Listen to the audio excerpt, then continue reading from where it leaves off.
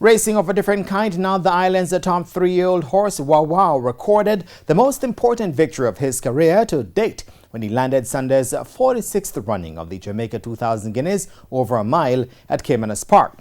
It was also the 11th consecutive victory for Wow Wow, who gave both his jockey and trainer their second victory in the 2000 Guineas. A titanic clash was expected between the 1-2 favorite Wow Wow under jockey Robert Halladine for trainer Gary Sabrati and the 9-5 second choice Mahogany from the stables of Ian Prasad and ridden by Dane Dawkins. From the get-go, Mahogany tried to make it a gate-to-wire affair and went about setting cracking splits of 23-1, 45 flat and 109-4. And it was in the deep stretch that Halladine really went to work and asked Wow Wow for a serious question, and the big colt overtook Mahogany and went away for an imperious victory. Diplomacy as they swing past the half-mile. Tomahawk now asked to make ground with Old Wharf. Royal approach is fading. KD Rocket has never been in it, nor Den 10, who trails.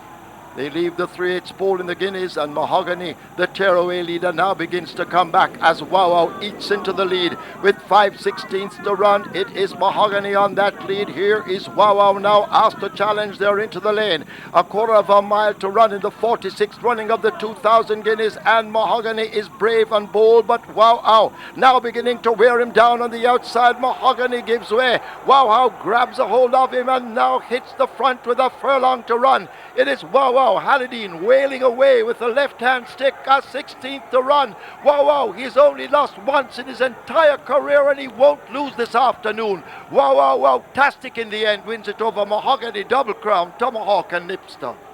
Wow Wow came home in 1 minute 37 and 3/5 and won by 3 lengths. And interestingly, trainer Gary Sabrati said it was important that jockey Robert Halladine kept a cool head given the cracking splits that were set by Mahogany.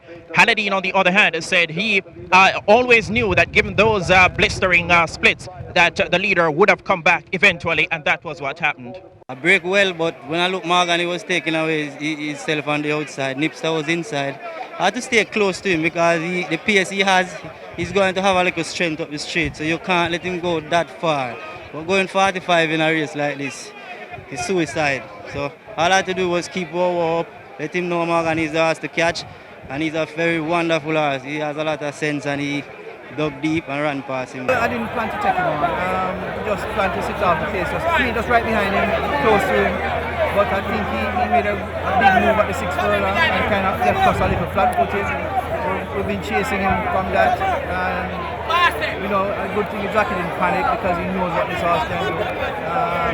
He's just a phenomenal horse. The 6-1 chance, Double Crown, and also Tomahawk at 22-1 completed the frame. The classic campaign now switches to August 29 for the Oaks. And as far as the Colts and Geldings are concerned, they will resume their classic campaign on September 26 when we'll have the second leg of the Triple Crown, and that's the St. Leger. Racing continues here next Saturday. Reporting from Guineas Park, I'm Spencer Darlington for TVJ Sports.